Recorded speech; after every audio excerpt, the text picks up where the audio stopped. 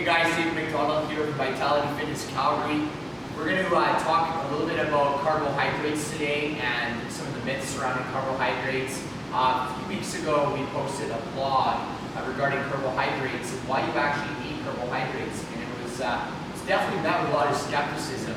Had a couple messages sent to me, people telling me that it was false and that I need to prove it with research and that the claims I was making were bogus. And to be quite honest, guys, there's a lot of misinformation out there around nutrition and fitness in general, but especially around carbohydrates. And at the end of the day, carbohydrates are your main energy source. They're your main fuel source. They're like gasoline in a car, and we all need carbohydrates to function properly. Certain sources of carbohydrates are going to provide vitamins and minerals that are going to be very difficult to get in other food groups. It's another reason why we want to have carbohydrates. And carbohydrates are also a very dense food, so they're very dense in terms of weight, they're very heavy, and that's going to help to fill us up, keep us fuller longer, okay? Especially when we're wanting to lose weight and we're in a calorie deficit. If you want to lose weight, you have to be in a calorie deficit. You have to be eating less calories than what you're burning off on a given day. So in order to achieve that deficit, okay, you have to eat a limited number of calories. For the average female, that's going to be about 15 to 1600. For the average man, that's going to be about 2200 to up to 2600 calories a day. And if you actually measure and portion that out, it's not a lot of food. So you want to be eating foods that are heavy and that are going to fill you up most of the time. So when you are in a calorie deficit, you're not freaking starving all the time. So these are just some of the basic benefits of eating carbohydrates. The big fear around carbohydrates is that they essentially make you gain weight. And it's completely unfounded because people don't understand the biology behind weight loss. First of all, if you're in a calorie deficit, no matter how you're eating, you're going to lose weight. Now, what we want to focus on is we want to focus exclusively on losing body fat. Okay, in order to lose body fat, we need to be weight training, we need to be eating a nutritionally balanced diet, we need to have a diet that has a moderate amount of carbohydrates in it. For some people, you might have a higher level of carbohydrates. 50% of your daily intake of calories might come from carbohydrates. So in order to achieve those things, you have to have a balanced nutrition plan and a balanced diet. Okay, so if you're in a calorie deficit, you're not going to gain weight. You are eating a lot of complex carbohydrates. And keep in mind, when I say carbohydrates, I'm not talking about potato chips or cookies or cake or anything like that. We're not talking about refined carbs. We're talking about great quality clean carbs. Things like brown rice, sweet potato, oatmeal, quinoa, things like that. So one thing we're going to do, guys, I'm actually going to read a study here. I'm going to quote a study. Did some research on this prior to filming this video. And one of the things that this research really points across is that carbohydrates are very, very important for those wanting to lose weight because they help to regulate the thyroid hormone. So if we have our carbohydrates go below a certain level, okay, for a long period of time, okay, once they get below a certain threshold, we're actually going to start to see decreases in our thyroid hormone. And if you guys have watched some of our videos, what you'll know from watching our videos is that our thyroid is responsible for our metabolism. Okay, so it's one of the main things that regulates our metabolic rate, the rate at which we burn calories in a day. So if your thyroid activity and your thyroid levels are low, consequently you're going to burn less calories throughout the day, okay, which means it's going to be much easier for you to gain weight.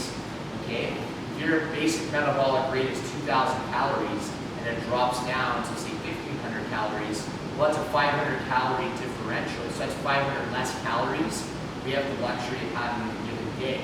That could lead to weight gain down the road. So from a purely metabolic point of view, you need carbohydrates because as soon as the carbohydrates drop below a certain threshold, which we're going to go over here on this article, your thyroid levels start to decrease.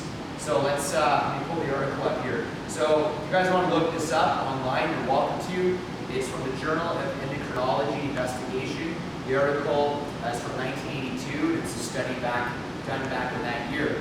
What researchers did is they split up obese patients into different groups to test the effect of carbohydrates and other dietary sources on thyroid hormone metabolism.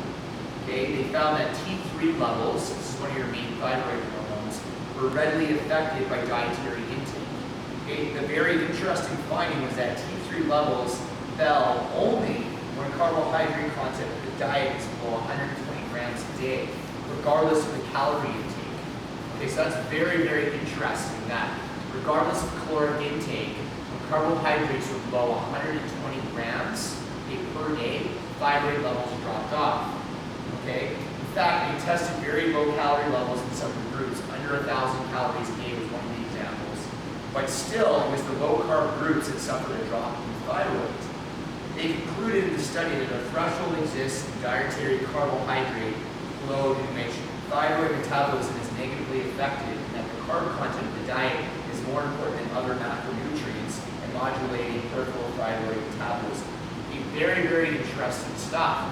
So essentially what they're saying is that 120 threshold, once we get below that, thyroid activity starts to drop off. Now, keep in mind, guys, this is, in my opinion, it is a bit of a generic number. If you're a smaller individual, let's say you're 5'1" and you're 110 pounds, your threshold might be a little bit lower than that. Maybe it's 90 grams, maybe it's 95 grams. But the point of the matter is we all have a threshold. And what they identified as an average in the study for people that they were with is 120. Okay. Furthermore, in related hormone notes, they also found that the anti-starvation hormone leptin fell with both reduced calories and reduced body fat levels. But it's an increase in carbohydrate above all other macronutrients and above calorie levels alone that restores leptin to its normal hormone levels and thus reduces certain symptoms of the starvation response. So the hormone leptin, when you start to lose body fat and you start to reduce calories, we have a corresponding decrease in leptin levels. Okay? And what leptin does is leptin helps to control hunger. So when leptin levels are higher, we don't feel as hungry. Okay? That's why as you start to lose more and more body fat, you actually will get more hungry. Okay, as you go on in your fat loss journey, compared to say if you're 30 pounds heavier. Okay? More intense hunger is going to occur when you're 30 pounds lighter than you're 30 pounds heavier. However, what can mitigate that is having enough carbohydrates in your diet, which is what they're implying here. When you have, when you have carbohydrates at a certain level, it will keep leptin at a certain level as well. Okay, and this is kind of what happens with the whole logic and strategy of carbohydrate cycling.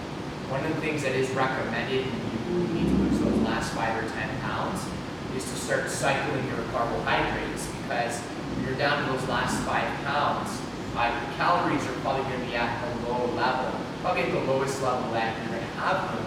And in order to mitigate the effects of lower leptin, it's often recommended that you add in one day where you're spiking your carbohydrates, where you're having a higher carb day compared to your normal day. So it's kind of a side note, but the point of the matter is, guys, carbohydrates matter, and they matter for hormones, okay, and they will really impact your metabolic rate, the level of hunger that you experience, and your overall thyroid output. So hopefully you guys can debunk some myths there.